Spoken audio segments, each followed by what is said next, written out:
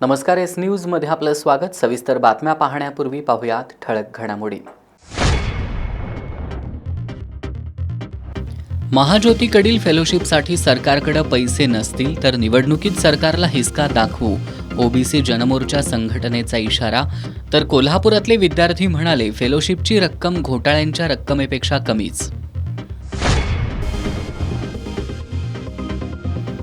कोल्हापूर शहराला भेडसावणारे प्रश्न सुटले नाहीत तर महापालिकेला टाळं ठोकू, काँग्रेस पदाधिकाऱ्यांचा इशारा।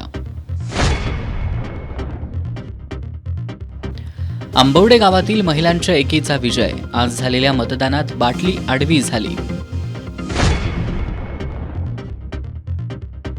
परिचारिकांचं उद्यापासून काम बंद आंदोलनाला पाठिंबा व्यक्त करत सीपीआरमधील परिचारिकांनी आज काम बंद ठेवत केलं ठिय्या आंदोलन। आणि कसबा बीडचे लोकनियुक्त सरपंच उत्तम वरुटेंविरुद्धचा अविश्वास ठराव मंजूर। हे आहे GTPL SPN डिजिटल नेटवर्क आणि आपण पाहत आहात चॅनल एस।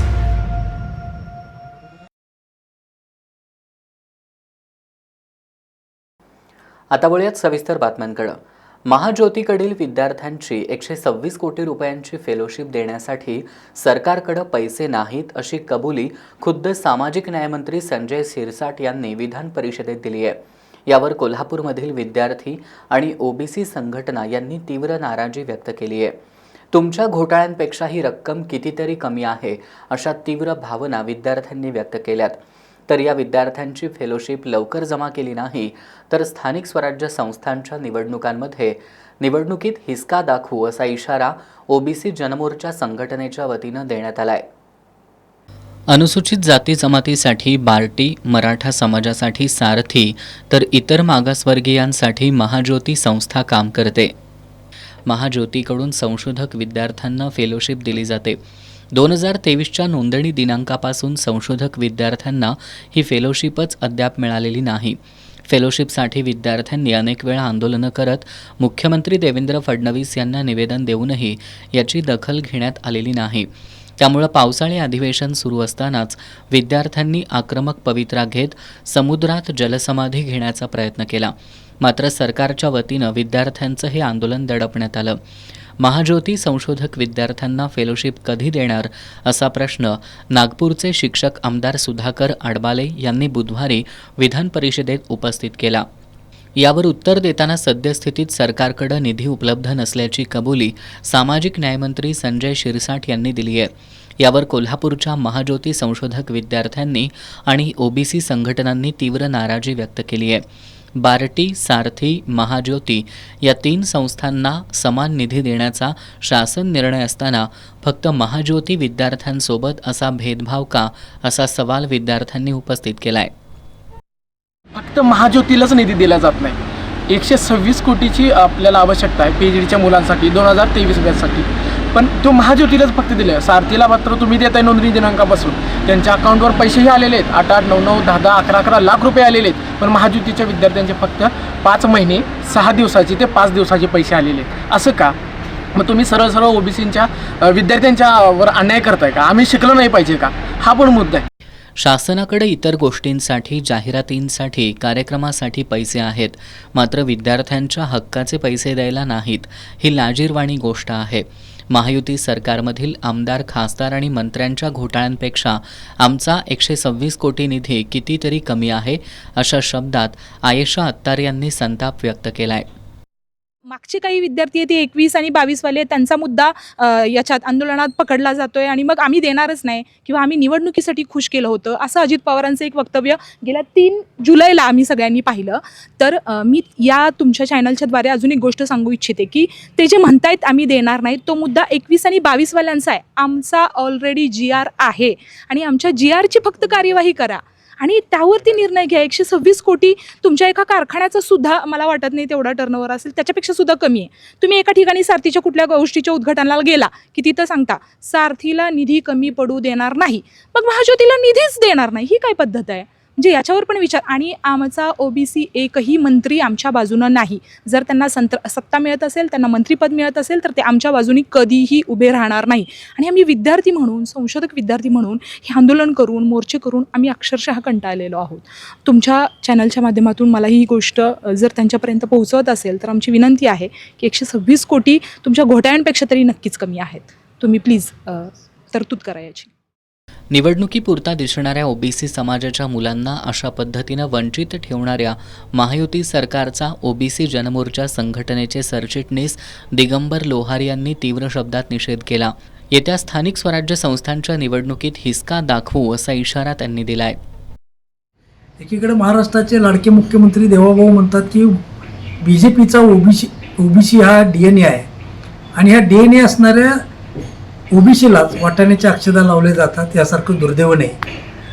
सामाजिक न्यायमंत्री नामदार संजय शिरसाट साहेब म्हणतात की आम्हाला निधी दिला जात नाही, आमचा निधी वर्ग केला येतो.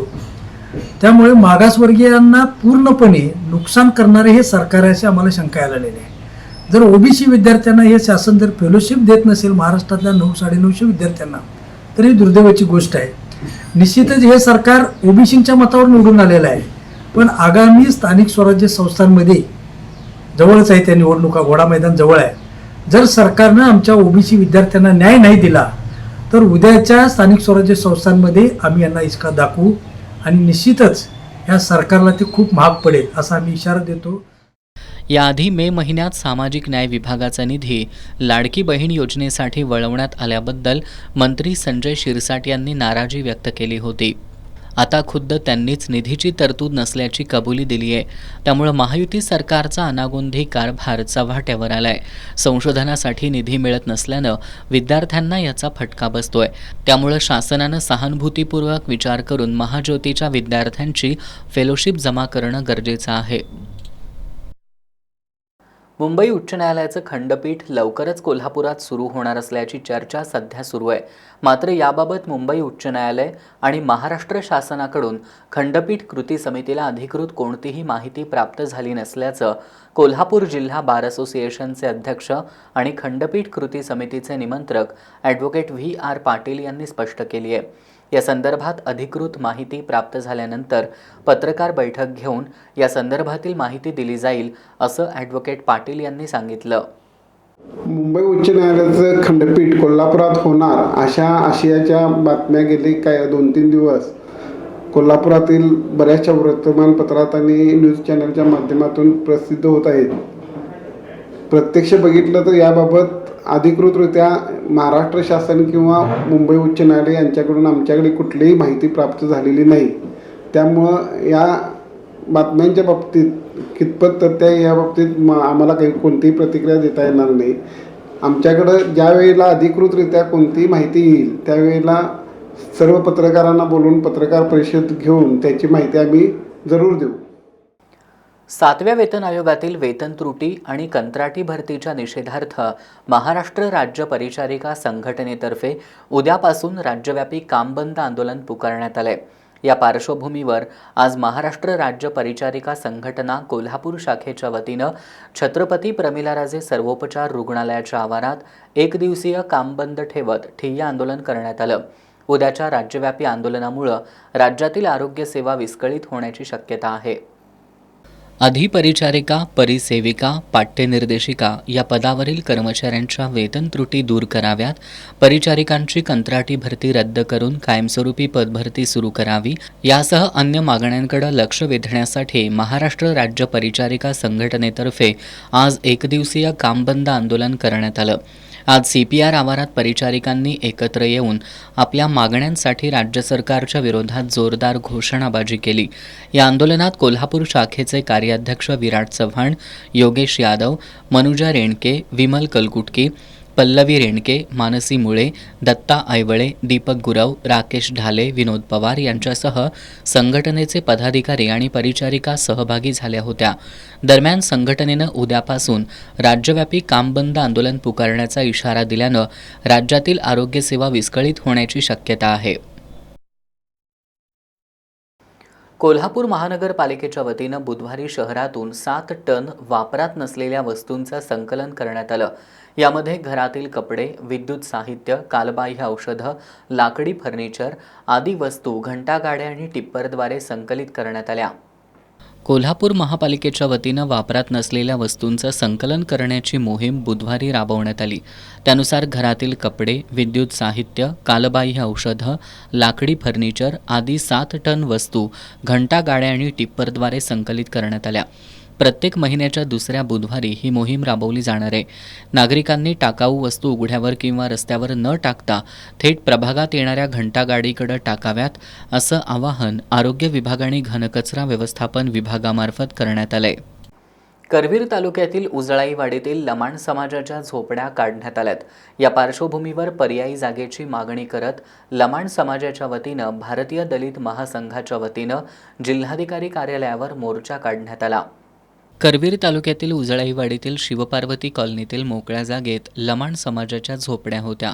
स्थानिकांच्या तक्रारीनंतर उजळाईवाडी ग्रामपंचायतीनं या झोपड्या हटवल्यात. यानंतर आज भारतीय दलित महासंघाच्या नेतृत्वाखाली जिल्हाधिकारी कार्यालयावर मोर्चा काढत लमाण समाजानं पर्यायी जागेची मागणी केली आहे. या मागणीचा विचार झाला नाही तर 15 ऑगस्टपासून जिल्हाधिकारी कार्यालयासमोर बेमुदत ठिय्या आंदोलन करण्याचा इशारा दिलाय. दरम्यान या कारवाईबाबत खुलासा करताना उजळाईवाडीचे सरपंच उत्तम आंबवडे यांनी शिवपार्वती कॉलनीची मोकळी जागा ग्रामपंचायतीच्या मालकीची असल्याचं स्पष्ट केलंय. लमाण समाजानं त्या जागेवर अतिक्रमण केल्यामुळं नियमानुसार कारवाई करण्यात आल्याचं सरपंच आंबवडे यांनी सांगितलंय. कोल्हापूर शहरातील उद्यमनगरमधील ओला कंपनीची इलेक्ट्रिक मोपेड विक्री करत असलेल्या शोरूममधून ग्राहकांना सुरळीत सेवा मिळत नाहीये. या विरोधात आज सर्व ग्राहकांनी एकत्र येत शोरूममधील कर्मचाऱ्यांना जाब विचारला. यावेळी काही काळ तणावाचं वातावरण निर्माण झालं होतं. मात्र राजारामपुरी पोलिसांनी हस्तक्षेप करत ग्राहकांची समजूत काढल्यानंतर तणाव निवळला. कोल्हापूर शहरातील उद्यमनगरातील हुतात्मा गार्डनजवळ ओला कंपनीच्या इलेक्ट्रिक मोपेडचं शोरूम आहे. या शोरूममधून मोपेड खरेदी केलेल्या काही ग्राहकांनी विक्री पश्चात सेवेबद्दल नाराजी व्यक्त केली आहे. गेल्या 3 ते 6 महिन्यांपासून कंपनीकडे दुरुस्तीसाठी दिलेल्या मोपेड ग्राहकांना परत मिळालेल्या नाहीत, अशी ग्राहकांची तक्रार आहे. त्यामुळं कर्ज काढून खरेदी केलेल्या मोपेड न वापरता शोरूममध्ये लावून कर्जाचे हप्ते भरावे लागत असल्याचं सांगत ग्राहकांनी संताप व्यक्त केलाय. संतप्त झालेल्या ग्राहकांनी आज एकत्र येत ओला शोरूममधील कर्मचाऱ्यांना जाब विचारला. यावेळी परिसरात काही काळ तणावाचं वातावरण निर्माण झालं होतं. गाडी माझी कंपनीमध्ये लागून आहे. मी जिओ मार्टमध्ये जॉबला आहे. 6 महिने माझं जॉब आता बंद झाले. त्यात आणि 6 महिने झाले गाडी देत नाही. आणि जर येऊन विचारले तर ताडपाड कशी पण भाषा बोलतात, देत नाही, हे करत नाही, अशी यांची ही चालू आहे. आणि त्यात कधी पण आलो तर मग माझ्यासारखे आणि 40-50 जण आहेत, त्यांचे पण हेच प्रॉब्लेम आहेत आणि हेच एक देत नाही गाडी. कधी पण आलो तर यांची ताडफाड भाषा असते की बाबा गाडी आज देणार, उद्या देणार, परवा देणार. आणि हाताने त्यांचं झालं नाही की हे सांगतात की आता आमच्या हातात काय नाही, तुम्ही वरती कंप्लेंट करा, काय करता ते करा, आमच्या हातात काय नाही, हे असे म्हणतो अजून सोडून देतात. आम्ही कुणाकडे जाणार. राजारामपुरी पोलिसांनी घटनास्थळी धाव घेत ग्राहकांची समजूत काढल्यानंतर तणाव निवळला. दरम्यान युवा सेनेचे जिल्हाप्रमुख मंजित माने, मनसेचे राजू जाधव यांनी कंपनीच्या अधिकाऱ्यांशी फोनवरून संपर्क साधत ग्राहकांच्या तक्रारीबद्दल विचारणा केली. यावेळी अधिकाऱ्यांनी उद्या सकाळी ग्राहकांना प्रत्यक्ष बोलवून संबंधितांच्या तक्रारी ऐकून त्याचं निवारण केलं जाईल असं सांगितलं. तर्कतीर्थ लक्ष्मण शास्त्री जोशी हे अखिल मानव कल्याणासाठी ज्ञाननिर्मिती करणारे आणि त्याचा वापर करणारे 20व्या शतकातील महत्त्वाचे प्रबोधन पुरुष होते, असं प्रतिपादन ज्येष्ठ विचारवंत किशोर बेडकिहाळ यांनी केलंय. शिवाजी विद्यापीठामध्ये आयोजित तर्कतीर्थ लक्ष्मण शास्त्री जोशी यांचे विचार आणि कार्य या विषयावरील 2 दिवसीय आंतरराष्ट्रीय परिषदेच्या उद्घाटन प्रसंगी ते बोलत होते. शिवाजी विद्यापीठामध्ये तर्कतीर्थ लक्ष्मण शास्त्री जोशी यांचे विचार आणि कार्य या विषयावरील 2 दिवसीय आंतरराष्ट्रीय परिषदेचं आयोजन करण्यात आलंय. शिवाजी विद्यापीठाचे गांधी अभ्यास केंद्र आणि वाई इथले तर्कतीर्थ लक्ष्मण शास्त्री जोशी प्रतिष्ठान यांच्या संयुक्त विद्यमानं आयोजित या परिषदेचं उद्घाटन ज्येष्ठ विचारवंत किशोर बेडकिहाळ यांच्या हस्ते झालं. यावेळी बोलताना किशोर बेडकिहाळ यांनी 19व्या शतकातले फुले, रानडे, आगरकर, शिंदे, टिळक यांचा प्रबोधनाचा वारसा तर्कतीर्थ लक्ष्मण शास्त्री जोशी यांनी पुढं 20व्या शतकात प्रवाहित केल्याचं सांगितलं. स्वतःच्या बौद्धिक स्वातंत्र्याबद्दल अत्यंत जागरूक असणाऱ्या शास्त्रीजींनी सर्व प्रकारचं ज्ञान ग्रहण करून नव्या काळाला अनुकूल असं तत्त्वज्ञान दिलंय. त्यांच्या या कार्याचं आजच्या काळात आकलन आणि अनुसरण करण्याची गरज असल्याचं मत बेडकिहाळ यांनी व्यक्त केलं. तर्कतीर्थ जोशी यांचे पुतणे डॉक्टर अशोक जोशी यांनी आंतरजातीय, आंतरधर्मीय तसंच आंतरराष्ट्रीय विवाह करण्यास तर्कतीर्थ यांनी प्रोत्साहन दिल्याचं सांगितलं.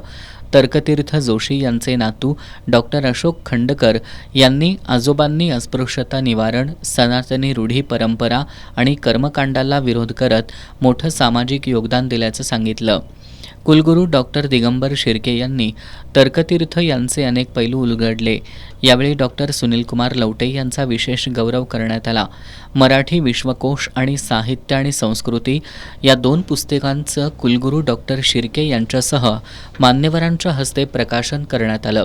या परिषदेच्या निमित्तानं विद्यापीठाच्या राजमाता जिजाऊसाहेब सभागृहात तर्कतीर्थ लक्ष्मण शास्त्री जोशी यांच्या बहुआयामी कार्याचं दर्शन घडवणाऱ्या विशेष प्रदर्शनाचं आयोजन करण्यात आलंय. कार्यक्रमाला गांधी अभ्यास केंद्राचे समन्वयक डॉक्टर प्रकाश पवार, तर्कतीर्थ लक्ष्मण शास्त्री जोशी प्रतिष्ठानचे अध्यक्ष पंडित टापरे, अनिल मेहता, डॉक्टर श्रीराम पवार, डॉक्टर दिलीप करंबळेकर, राजा दीक्षित, डॉक्टर जी.पी. माळी यांच्यासह विद्यार्थी उपस्थित होते. कोल्हापूर महानगरपालिकेच्या अतिरिक्त आयुक्तपदी सांगली, मिरज, कुपवाड महानगरपालिकेचे अतिरिक्त आयुक्त रविकांत आडसूळ यांची प्रतिनियुक्ती करण्यात आली आहे. आज कार्यभार स्वीकारल्यानंतर माध्यमांशी बोलताना अतिरिक्त आयुक्त आडसूळ यांनी शहरातील नागरिकांच्या समस्या सोडवण्यासाठी कार्यरत राहण्याची ग्वाही दिली. आज मी अतिरिक्त आयुक्त कोल्हापूर महानगरपालिका या पदावर कार्यरत राहून कार्यभार घेतलेला आहे. मागील टर्ममध्ये मला थोडी या पदावर कमी संधी मिळाली होती, पण आई अंबाबाईच्या कृपेनं पुन्हा मला या ठिकाणी काम करण्याची संधी मिळत आहे. हे माझं सौभाग्य आहे. या नवीन टर्ममध्ये प्रामुख्यानं शहरातील ज्या प्रमुख समस्या आहेत, म्हणजे कचऱ्याची समस्या असेल किंवा रस्ते असतील, गटारे असतील किंवा पाणीपुरवठा आणि ड्रेनेज या संदर्भातल्या सोयीसुविधा चांगल्या पद्धतीनं आणि नागरिकांच्या तक्रारीचं निवारण चांगल्या पद्धतीनं करण्यासाठी आधुनिक तंत्रज्ञानाचा वापर करून, याचा वापर करून नागरिकांसाठी चांगल्या प्रकारे सेवा देण्यासंदर्भात माझा नक्कीच प्रयत्न राहील. विद्यार्थ्यांनी आई, वडील आणि गुरुजन यांचा शब्द प्रमाण मानावा. विद्यार्थ्यांनी शालेय वयात सोशल मीडिया वापरू नये असं आवाहन करवीर पोलीस ठाण्याचे निरीक्षक किशोर शिंदे यांनी केलंय. जीवन कल्याण प्राथमिक विद्यालयात आयोजित व्याख्यानात ते बोलत होते. कसबा बावड्यातील जीवन कल्याण एज्युकेशन सोसायटी संचलित जीवन कल्याण प्राथमिक विद्यालयात व्याख्यानाचं आयोजन करण्यात आलं होतं. यावेळी करवीर पोलीस ठाण्याचे निरीक्षक किशोर शिंदे यांनी चला आता खरंच जागे होऊया या विषयावर विद्यार्थी आणि पालकांना मार्गदर्शन केलं.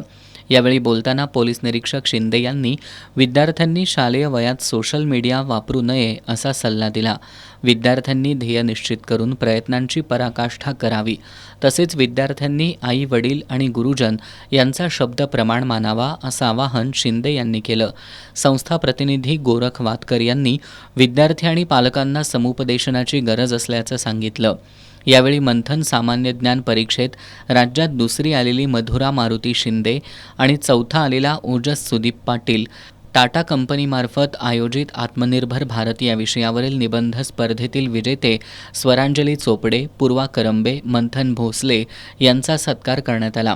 यावेळी जीवन कोल्हापूर शुगर मिल्सचे assistant estate manager Prakash Chougule, संस्था प्रतिनिधी गोरख वातकर, जीवन कल्याण माध्यमिक विद्यालयाचे मुख्याध्यापक अजित सुर्वे, TR पाटील, अमित परीट, कुमार पाटील यांच्यासह शिक्षक, विद्यार्थी, पालक उपस्थित होते.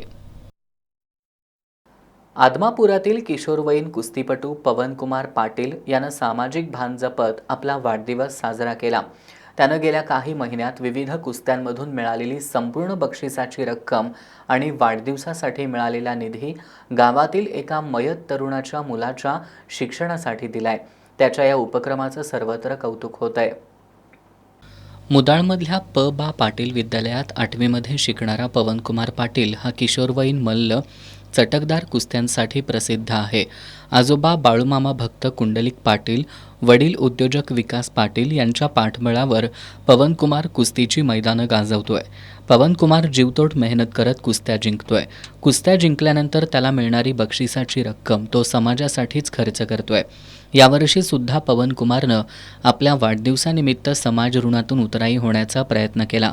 पवनकुमारनं गेल्या काही महिन्यात विविध कुस्त्यांमधून मिळालेली बक्षिसाची रक्कम आणि वाढदिवसासाठी मिळालेला निधी गावातील एका मयत तरुणाच्या मुलाच्या शिक्षणासाठी दिलाय.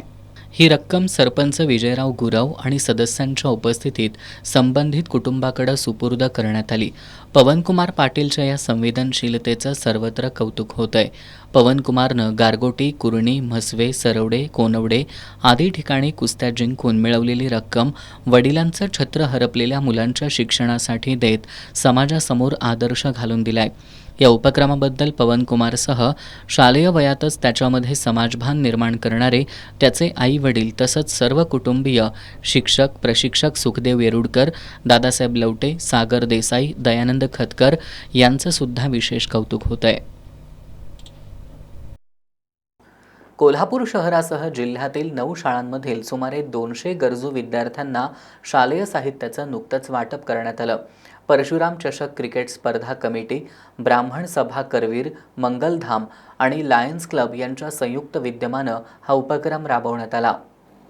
परशुराम चषक क्रिकेट स्पर्धा कमिटी, ब्राह्मण सभा करवीर, मंगलधाम आणि लायन्स क्लब यांच्या संयुक्त विद्यमानं वर्षभर विविध सामाजिक उपक्रम राबवण्यात येतात.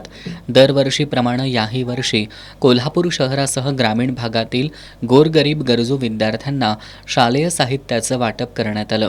शाहूवाडी तालुक्यातील निनाईदेवी माध्यमिक विद्यालय, विद्यामंदिर बुरंबाळ, विद्यामंदिर काटे, विद्यामंदिर बरकी धनगरवाडा, राधानगरी तालुक्यातील राशिवडे बुद्रुक शाळा या परिसरातील शाळांमध्ये विद्यार्थ्यांना शालेय साहित्याचं वाटप करण्यात आलं. यावेळी ब्राह्मण सभा करवीर मंगलधामचे अध्यक्ष ॲडव्होकेट उदय कुलकर्णी, कार्यवाह श्रीकांत लिमये, संचालक किरण धर्माधिकारी, परशुराम चषक क्रिकेट स्पर्धा कमिटीचे सदस्य केदार वाघापूरकर, प्रवीण निगुडकर यांच्यासह उमेद फाउंडेशन आणि लायन्स क्लबचे पदाधिकारी उपस्थित होते. इचलकरंजीतील आसरानगर परिसरात राहणाऱ्या राजाराम लगारे आणि मीना लगारे यांना त्यांचा मुलगा दारूच्या नशेत सतत मारहाण करायचा. मारहाणीला कंटाळून लगारे दाम्पत्यानं मुलाविरोधात पोलिसांमध्ये तक्रार दाखल केली. मात्र पोलिसांमध्ये तक्रार दाखल केल्याच्या रागातून मुलानंच लगारे दाम्पत्याला मारहाण केली आहे. इचलकरंजीतील आसरानगर परिसरात कित्येक वर्षांपासून राजाराम लगारे आणि मीना लगारे आपल्या मुलासह राहतात. मुलगा दारूच्या नशेतून सतत आईवडिलांना मारहाण करायचा. या मारहाणीला कंटाळून आईवडिलांनी मुलाविरोधात गावभाग पोलीस ठाण्यात तक्रार दाखल केली. पोलिसात तक्रार दाखल केल्याच्या रागातून मुलानं आई वडिलांना जबर मारहाण केली आहे. मारहाणीत वडील राजाराम लगारे हे गंभीर तर आई मीना या देखील किरकोळ जखमी झाल्यात. या दोघांवर रुग्णालयात उपचार सुरू आहेत. पोटच्या मुलानं आई वडिलांना मारहाण केल्यानं परिसरातील नागरिकांनी संताप व्यक्त केला आहे. राज्य उत्पादन शुल्क विभागाच्या गडहिंग्लज विभागीय भरारी पथकानं गडहिंग्लज परिसरात कारवाई केली आहे. या कारवाईत गोवा बनावटीच्या मद्याची अवैधरित्या वाहतूक करणाऱ्या लक्ष्मण पाटील याला ताब्यात घेतलंय. पोलिसांनी त्याच्याकडून गोवा बनावटीचा मद्यसाठा आणि वाहतुकीसाठी वापरण्यात आलेले एक वाहन असा 9 लाखांचा मुद्देमाल जप्त केलाय. राज्य उत्पादन शुल्क विभागाच्या गडहिंग्लज विभागीय भरारी पथकाला चंदगड गडहिंग्लज मार्गावरून गोवा बनावटीच्या मद्याची अवैधरित्या वाहतूक होणार असल्याची माहिती मिळाली होती. या अनुषंगानं या परिसरात गस्त ठेवून पथकानं मद्याची वाहतूक करणाऱ्या लक्ष्मण पाटील याला अटक केली. त्याच्याकडून गोवा बनावटीचा मद्यसाठा आणि वाहतुकीसाठी वापरलेलं एक वाहन असा 9 लाखाचा मुद्देमाल जप्त केलाय. ही कारवाई निरीक्षक प्रमोद खरात, दुय्यम निरीक्षक सत्यवान भगत, हरिभाऊ लांडे, नरेश केरकर, देवेंद्र पाटील, आशिष पवार, आदर्श धुमाळ, ज्योती हिरे यांनी केली आहे. इचलकरंजीतील जगताप तालीमजवळ पूनम कुलकर्णी यांचं ब्युटी पार्लर आहे. पूनम यांनी पार्लर समोर फटाके वाजवायला विरोध केला. त्यावेळी 4 जणांनी पूनम यांच्यावर जीवघेणा हल्ला केला.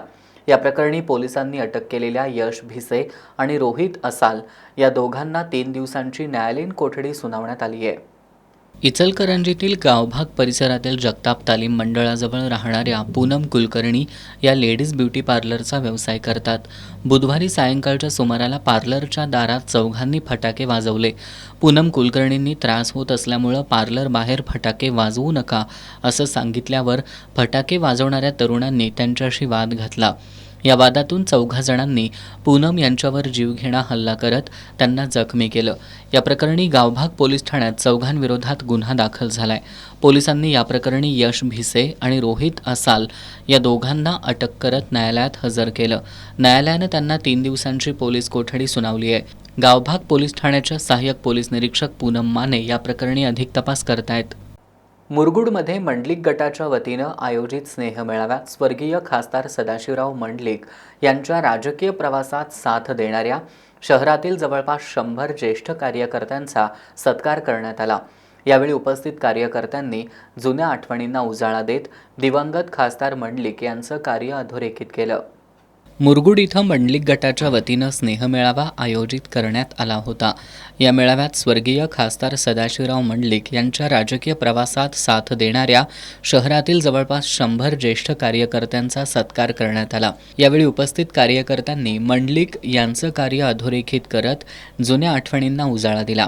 माजी नगराध्यक्ष नामदेवराव मेंढके, माजी उपनगराध्यक्ष जयसिंग भोसले, ॲडव्होकेट रेखा भोसले, PV पाटील, PS दरेकर यांनी मनोगत व्यक्त केलं. यावेळी माजी नगराध्यक्ष सुखदेव येरुडकर, सुहास खराडे, शिवाजी चौगले, किरण गवाणकर, दत्ता मंडलिक, मारुती कांबळे, भगवान लोकरे, गणपतराव लोकरे, सर्जेराव पाटील, दीपक शिंदे, संभाजी अंगज, RD चौगुले, अविनाश पाटील, संजय भारमल, विजय सापळे, BS खामकर, नेताजी कळांद्रे आदी मान्यवर उपस्थित होते. ज्योतिबा डोंगरावरील कापूरबाव तलावात बुधवारी अनोळखी तरुणाचा मृतदेह आढळून आलाय. कोडोली पोलिसांकडून मृताची ओळख पटवण्याचं काम सुरू आहे. ज्योतिबा डोंगरावर मध्यवस्तीत असणाऱ्या कापूरबाव नावाच्या तलावात बुधवारी तरुणाचा मृतदेह पाण्यात तरंगताना नागरिकांना आढळून आला. नागरिकांनी कोडोली पोलीस ठाण्याशी संपर्क साधून याबाबतची माहिती दिली. त्यानंतर ग्रामस्थांच्या मदतीनं मृतदेह पाण्यातून बाहेर काढण्यात आला. कोडोली पोलिसांकडून या मृतदेहाची ओळख पटवण्याचं काम सुरू आहे.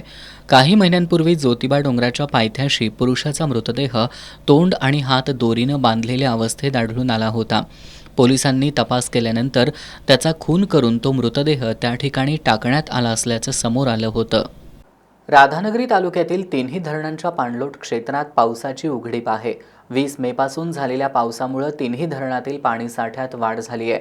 राधानगरी धरण 90% भरलं असून पावसाचा जोर वाढला तर लवकरच धरण पूर्ण क्षमतेनं भरण्याची शक्यता आहे. मंगळवारपासून राधानगरी तालुक्यातील 3ही धरणांच्या पाणलोट क्षेत्रात पावसाचा जोर कमी झालाय. काल दिवसभरात राधानगरी धरण पाणलोट क्षेत्रात फक्त 9 मिलीमीटर पाऊस झालाय. राधानगरी धरण 90% भरलंय. दूधगंगा धरणात 72.74% पाणीसाठा आहे, तर तुळशी जलाशय 80% भरलाय. राधानगरी धरण परिसरात जून महिन्यापासून ते आजपर्यंत 2825 मिलीमीटर पावसाची नोंद झाली आहे. गेल्या वर्षी याच तारखेपर्यंत धरण परिसरात 1750 मिलीमीटर पावसाची नोंद झाली होती. गेल्या वर्षीच्या तुलनेत 1075 मिलीमीटर अधिक पाऊस झालाय. राधानगरी धरणाच्या वीजगृह सांडव्यातून 1600 क्युसेक तर सेवाद्वार सांडव्यातून 1500 क्युसेक असा 3100 क्युसेक पाण्याचा विसर्ग भोगावती नदीपात्रात सुरू आहे. पन्हाळा तालुक्यातील आंबवडे गावात महिलांच्या एकजुटीमुळं अखेर बाटली आडवी झाली आहे. आज गावातील बियर बार आणि परमिट रूम बंद करण्यासाठी मतदान झालं. यामध्ये महिलांनी उत्स्फूर्तपणे मतदान करत बाटली आडवी केली. निकालानंतर महिलांनी जल्लोष केला. पन्हाळा तालुक्यातील आंबवडे गावात काही महिन्यांपासून परमिट रूम आणि बियर बार सुरू आहे. या दुकानाला विरोध करत ग्रामस्थांसह ग्रामपंचायतीनं जिल्हाधिकाऱ्यांकडे तक्रार केली होती. जिल्हाधिकाऱ्यांनी दुकान बंद करण्यासाठी आज मतदान घेण्याचा आदेश दिला होता. त्यानुसार आज गावातील आदर्श विद्यालयात मतदानाची प्रक्रिया राबवण्यात आली. यामध्ये 2 मतदान केंद्रांवर 598 पैकी 415 महिलांनी मतदानाचा हक्क बजावला. मतपत्रिकेवर उभी बाटली आणि आडवी बाटली अशी चिन्ह होती. बाटली आडवी करण्यासाठी 349 महिलांनी मतदान केलं, तर उभ्या बाटलीला केवळ 31 मतं मिळाली. या मतदान प्रक्रियेत 35 मतं बाद झाल्याचं सांगत आंबवडे गावातील महिलांनी मतदानातून बाटली आडवी केल्याचं तहसीलदार माधवी शिंदे यांनी सांगितलं. 499 इतके मतदार होते, महिला मतदार होत्या. पैकी 415 इतक्या महिला मतदारांनी मतदान केलेलं आहे. त्याच्यापैकी मद्यविक्री अनुज्ञप्ती बंद ठेवावी या बाजूने केलेलं मतदान महिलांनी हे 349 एवढं आहे. याची जी टक्केवारी पाहिली असता एकूण मतदारांशी 58.26 एवढी याची टक्केवारी आहे. मद्यविक्री अनुज्ञप्ती चालू ठेवावी या बाजूने झालेलं मतदान हे 31 एवढं आहे आणि हे 5.17 इतकं टक्केवारीमध्ये आहे. अवैध मते ही 35 आहेत आणि एकूण टोटल मतदान हे 415 या पद्धतीने मतदान इथे झालेलं आहे आणि मतदानाचा निवडणूक निकाल पण आपल्यासमोर मांडलेला आहे. निकालानंतर प्रतिक्रिया देताना सरपंच राजेश्री गुरव यांनी गेल्या 4 महिन्यांपासून गावातील महिलांसह ग्रामस्थांनी तरुण पिढी व्यसनाधीनतेपासून वाचवण्यासाठी दिलेल्या लढ्याला यश आलं असल्याचं सांगितलं. आंबवडे गावच्या ग्रामपंचायत व सर्व गावातल्या मंडळींनी भरपूर कष्ट घेतलेले आहेत. 3 महिने झाले ह्या कष्टात आहेत आणि कुणीही आपल्या गावच्या महिलांनी आणि सर्व या नवीन कार्यकर्त्यांनी जुन्या पिढीने कुणीही एकमेकाचे भेदभाव न मानता सगळ्यांनी पाठिंबा देऊन एकोप्याने 3 महिने सगळ्यांनी काम करून याचा विजय केलेला आहे आणि आंबवडे गावच्या महिलांचा विजय हा आहे. आंबवडे गावच्या महिलांचा विजय आहे. निकालानंतर महिलांसह ग्रामस्थांनी फटाक्यांची आतषबाजी करत जल्लोष केला. ही मतदान प्रक्रिया पार पाडण्यासाठी निवडणूक निर्णय अधिकारी तथा तहसीलदार माधवी शिंदे, नायब तहसीलदार संजय वळवी, राज्य उत्पादन शुल्क विभागाचे निरीक्षक KB बिरादार, SR गायकवाड यांच्यासह अधिकारी कर्मचारी यांनी परिश्रम घेतले. कोल्हापूर शहरांतर्गत उद्भवणाऱ्या विविध प्रलंबित प्रश्नांवर चर्चा करण्यासाठी काँग्रेसच्या शहर पदाधिकारी आणि सदस्यांनी महानगरपालिकेचे अतिरिक्त आयुक्त राहुल रोकडे यांच्या उपस्थितीत बैठक झाली. या बैठकीत मटण मार्केटमधील स्वच्छता, शहरातील विद्युत दिवे, 100 फुटी रस्त्यांसह विविध विषयांवर चर्चा करण्यात आली. यावेळी काँग्रेस पदाधिकाऱ्यांनी प्रलंबित प्रश्न तातडीनं सोडवा, अन्यथा महापालिकेला कुलूप लावू असा इशारा दिला. कोल्हापूर शहरांतर्गत उद्भवणाऱ्या विविध प्रलंबित प्रश्नांवर चर्चा करण्याकरता काँग्रेस शहर कमिटीचे पदाधिकारी आणि सदस्यांची महापालिकेचे अतिरिक्त आयुक्त राहुल रोकडे यांच्या उपस्थितीत आज बैठक पार पडली. या बैठकीत शहरातील विविध समस्या मांडण्यात आल्या. यावेळी मटण मार्केटमधील व्यावसायिकांनी महापालिकेनं गेल्या 8 महिन्यांपासून मार्केटमध्ये स्वच्छता केली नसल्याचं सांगितलं. यावर महानगरपालिकेकडे पाण्याचे टँकर उपलब्ध नसल्यानं स्वच्छता झाली नाही, मात्र आता स्वच्छता करून दिली जाईल असं आश्वासन आरोग्य अधिकारी डॉक्टर विजय पाटील यांनी दिलं. 2014 साली महानगरपालिकेनं 80 लाख रुपये खर्चून स्वतःची रक्तपेढी उभारली होती. या रक्तपेढीतून पेशींचं विघटन केलेल्या रक्ताच्या पिशव्या बाजारात सुमारे 1200 ते 1800 रुपयांना विकल्या जातात. मात्र या ठिकाणी रक्ताच्या पिशव्या फक्त 500 रुपयाला मिळत होत्या. सध्या त्या रक्तपेढीचा परवाना रद्द झाल्याबद्दल सर्वांनी या बैठकीत संतप्त भावना व्यक्त केल्या. विधान परिषदेतील काँग्रेसचे गटनेते आमदार सतेज पाटील यांनी या रक्तपेढीसाठी DPDCमधून 1 कोटी रुपये मंजूर केले होते.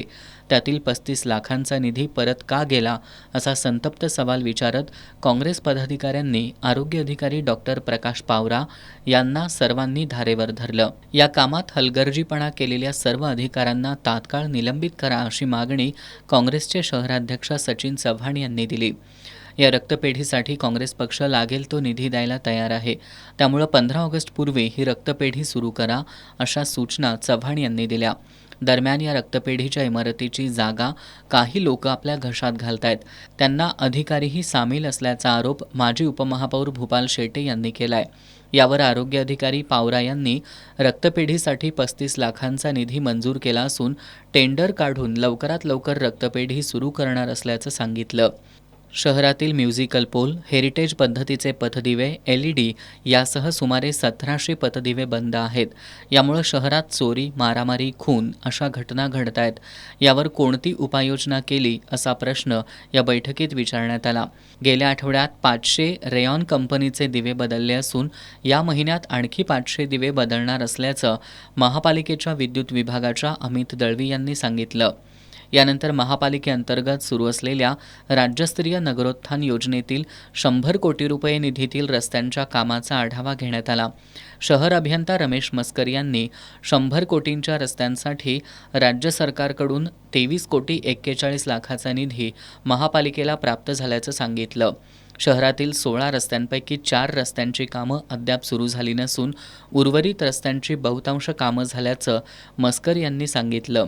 यावर माजी उपमहापौर अर्जुन माने यांनी दसरा चौक ते नंगीवली चौक हा रस्ता ठेकेदारानं उकरून पुन्हा करायला हवा होता, पण या रस्त्यावर खडीचा थर न टाकता चुकीच्या पद्धतीनं रस्त्याचं काम सुरू असल्याचं सांगितलं. यावर शहर अभियंता मस्कर निरुत्तर झाले.